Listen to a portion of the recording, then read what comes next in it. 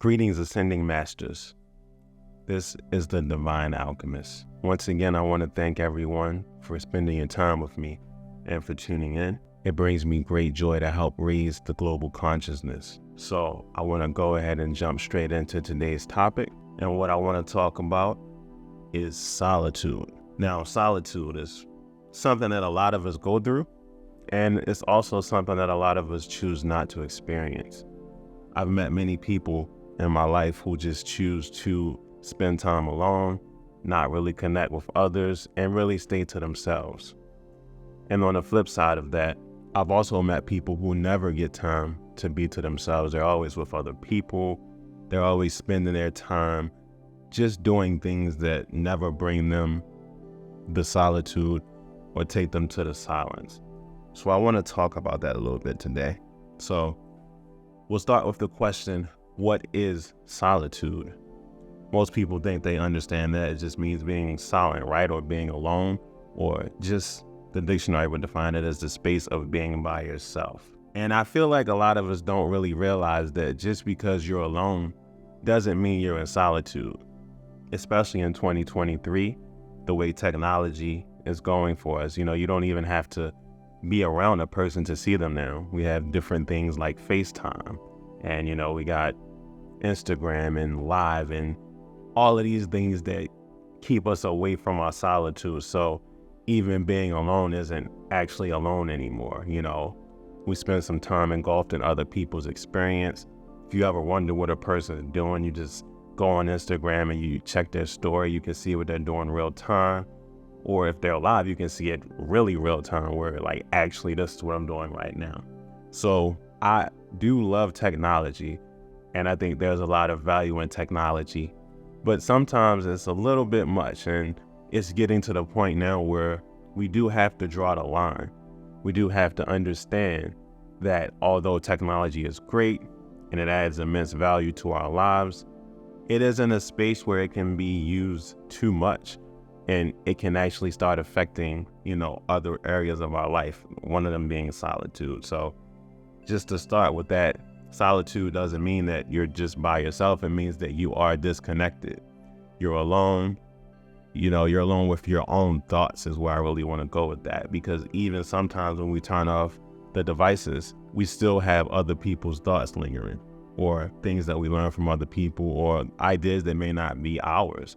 Sometimes we spend our alone time thinking about other people, and that's not really solitude either. So the solitude is the decision to be alone with your own thoughts, not feeling other people's thoughts, not tapping into any dogma.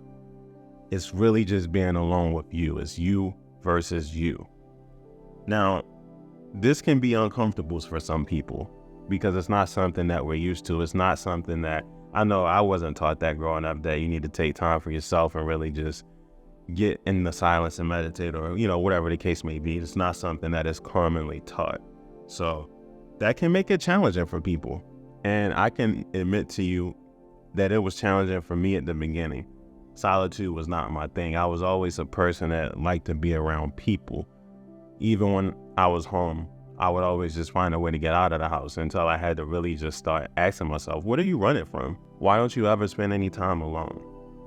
And, that's what I want to get into, is why it's actually difficult to go into the silence or to go into solitude.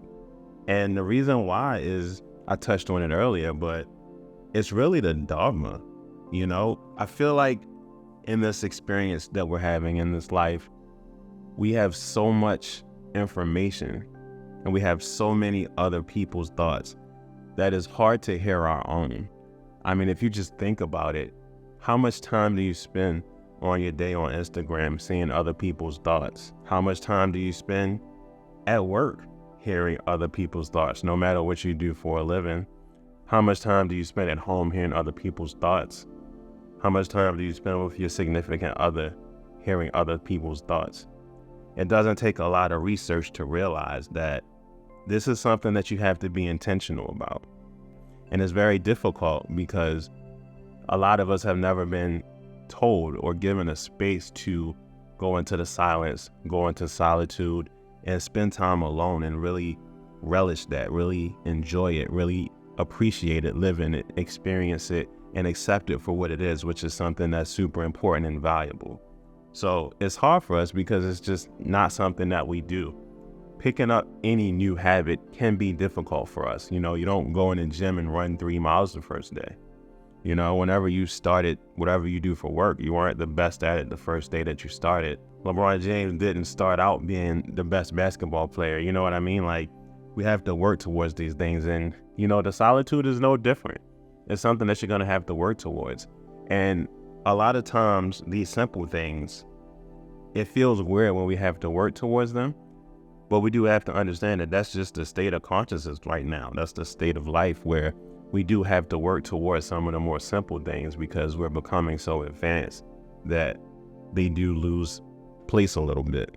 So we have to be intentional about it. But yeah, that's why it's hard, because we're dealing with dogma. We're dealing with just other people's thoughts. And even when we're alone, just think about it. I want you to do an experiment. Take some time, just sit down and see what comes in your head. See how much of it is about you. See how much of it is about other people. Obviously, we do have to think about other people, but we can't pour from an empty cup. So you have to make sure that you're right within before you can help anyone else. So that's why it's difficult. But what I've learned in my experience is that a lot of times the things that are more difficult, those are the things that bring us the most value. I heard a quote once that said, if you live a easy life, or if you make a easy decision, you'll live a difficult life. But if you make difficult decisions, you'll live an easy life. And that's something that stuck with me. And to this day, I have to say that it's turned out to be true for me in my experience. So I know I'm sitting here telling you, hey, you gotta go by yourself and be quiet and meditate and all of these things. But the real question is, what's the purpose of that? What is the actual reason that we need to do these things? If it wasn't taught to me, why do I need to know it? Why wasn't it taught to me? Good question. And the real purpose of solitude is for you to get to know yourself. This is where you get to meet the real version of you. And that is important, because when you go into the solitude or you go into the silence, what this does is it leads to your inner knowing. You start to really understand who you are, and you start to be able to distinguish your wants or your needs or your beliefs from the wants, the needs, and the beliefs of other people, of society, of those around you. A lot of times we think we want things and we don't even actually want them. We've just been told that that's what you should want. But if you really dig deep inside, you might not even want that. Some people just don't want a Ferrari. And some people love Ferraris, and that's as well.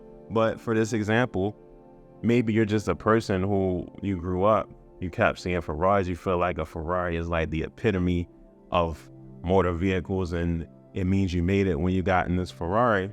But there are a lot of people that get the Ferrari and then 6 months later, they sell it because it's just, they don't like it. It's too small. They don't even drive fast. They don't like driving stick shifts. But a year ago, 2 years ago, before they received that Ferrari, it was on their vision board. It was the dominant thought in their mind. They attracted it into their life, got it, and then realized they didn't even actually want it. So if you go into the solitude and go into the silence, you can avoid things like that. Now, obviously, not just vehicles, but this can apply to anything in your life, anything that you're working towards. Make sure it's what you want. Make sure you're working towards the goals that resonate with your higher self and resonate in your heart and in your soul. Make sure you're on your divine path. So that's why it's important to go into the solitude. And what you'll be able to find is you'll be able to start meditating. And most importantly, you'll be able to start asking questions. Questions are the key to life. If you want to live a high-level life, you got to ask high-level questions. But you'll never start asking high-level questions if you don't clear the clutter from your mind. And that's what solitude allows you to do. It allows you to sift through the information that you're receiving and decide what's important, decide what's worthy, and decide what goes to the top. So that's really the main purpose of solitude from my perspective. is to really shift your belief system, get in tune with yourself, get locked in with your divine path, and then really put in the work that's going to get you from point A to point B to point C, where you actually want to go, not from point A to point F, which may be where someone else wants to go. So really got to get open and clear with yourself, understand yourself, build the love for yourself, and the solitude is a great way to do that. Now, some of the main benefits that you'll get from having some time and space alone and really going into the silence and really going into solitude is you'll be able to be super clear. You'll get clarity on your vision. And vision, I'll do a whole episode about vision, but to talk about it for now, vision is just the most important thing you can have. It's literally what your life is. Your life is your vision. You're working towards your vision every day. And a lot of us don't even have clear visions. So you can help get clarity on your vision from going into the silence and being in solitude. It'll also help with your productivity, because a lot of times, people get lazy, but have you ever considered that maybe you're lazy because you're not on your divine path? Have you ever considered that maybe you're being lazy because it's not working towards what your soul wants? It's just working towards something that someone else wants for you. So since it's not really important on the inside, you take your time with it. You get lazy, but you don't actually do the work. So it can affect that as well. And the most important part from the solitude is a better understanding of yourself. It's really important to understand who you are, and also to understand why you are that way and who you really are. And, we can take that to a spiritual level, a physical level, a mental level. You got to really understand yourself and really get clear on yourself.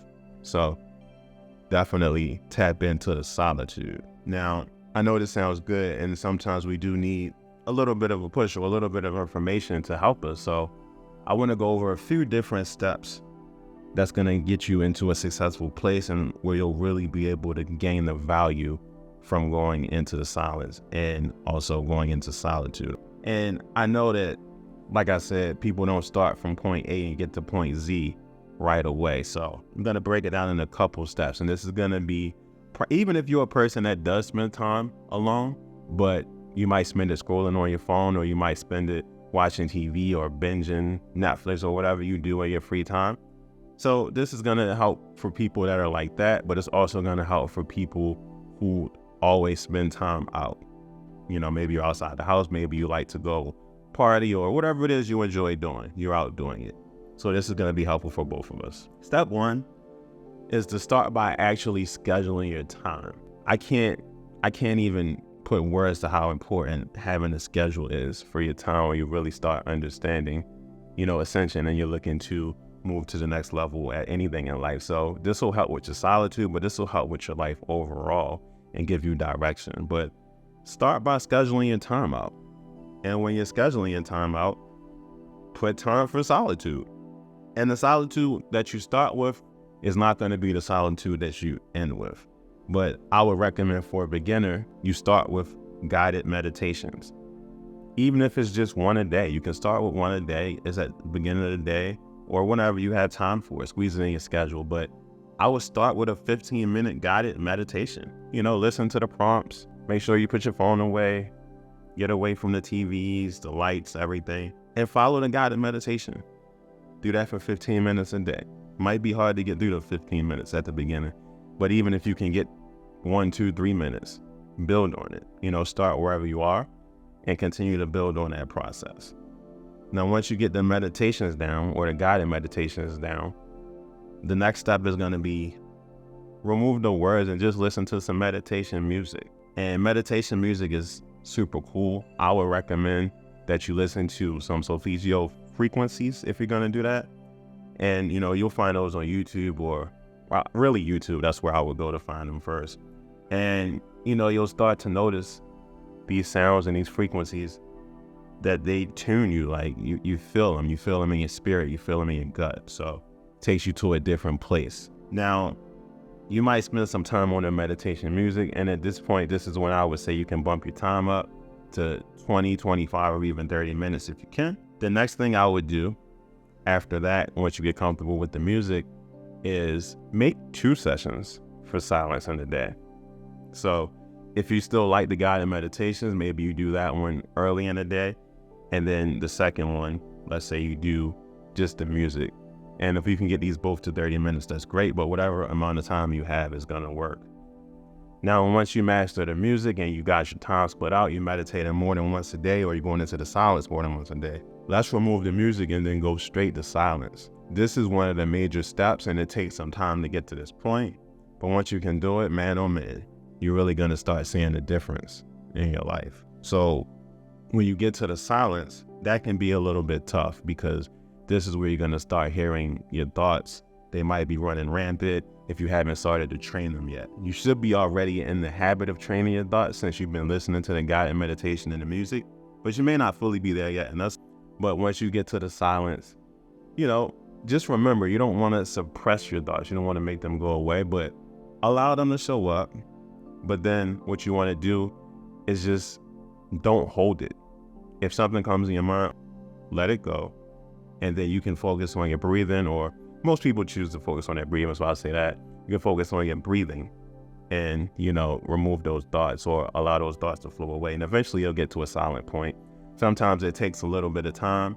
Some days are harder than others. It's a little bit of a process. You got to work towards it, but you will get there. Now, once you're doing all of these things and you've gotten to the silence, what I would do is really start to monitor your screen time. And that's going to be cell phones, TVs, tablets, laptops, computers, everything that's just giving that blue light. Try to get that time down and try to get yourself, outside of that world. Get yourself in the world within, where you're focusing more on your thoughts and your beliefs, and you are really living by design the way you want to live. So that's important as well. And once you've done this and you got, the meditation in, the next step, and this is going to be for my group of people that don't always spend time alone, is to make time to be alone. Get that in your schedule. And that's really just by yourself, no phone, no nothing, just you alone. And put that in your schedule, and you're going to see a lot of value from that as well. Now, once you make this time to be alone, this is when you can start working on your thoughts. You want to pay attention to your thoughts. And this is when you can realize that you are actually separate from your thoughts. And I know I'm going to say that again, because this may be the first time some of you have heard that, but you are separate from your thoughts. A lot of us feel like we are our thoughts, but the reality is we're just the master of it. The thoughts, they enter our mind through different domains every single day. And, that's due to great marketing. We don't even realize it, and great processes that exist in our matrix. But thoughts enter your mind through television ads, through Instagram ads, through people, music, places, things, everything. Everything is always showing up and being inserted in your system. So you have to take time to discern through that information and decide what's valuable and what's not. You want to make sure that you are in charge of your thoughts and you're not leaving that up to someone else, or you're not having things planted in your mind. It's almost like the movie Inception. It's a great movie. I don't know if you guys saw it, but the movie is basically about going into a person's inner world and planting an idea. And Inception is something that we deal with all day, every day. And as you start to do these exercises, you're going to notice it more and more and more. It'll start working on you, and you'll be able to spot it. You'll just be sitting there watching TV. You'll be like, wow, that's crazy. Look at the message that's being portrayed here. Or you might just be scrolling on Instagram and you'll be like, oh, I see what they're doing.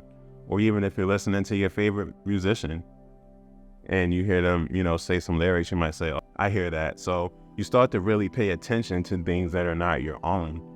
And more importantly, you learn to discern if you want to let it in or if you want to leave it out. That's a really powerful step. Now, once you realize you are the master of your thought and you can actually separate yourself from your thoughts, at this point, you'll be able to gain the ability to control them. And that's when you really, really start cooking at that point, where you can control your thoughts and you can understand, I am not my thoughts. I am the master of my thoughts. that's going to put you in a new place. That's going to really, really, really elevate your experience here. And that's when you get to really be a creator. So just wanted to share a little bit about Solitude with you guys. If you like that information, make sure that you like the video. Make sure you subscribe to the channel. We're going to be putting out amazing information every week, and share it with your friends. So once again, like I said, this is the Divine Alchemist. Thank you for spending your time with me. Look forward to talking to you next time. Peace out.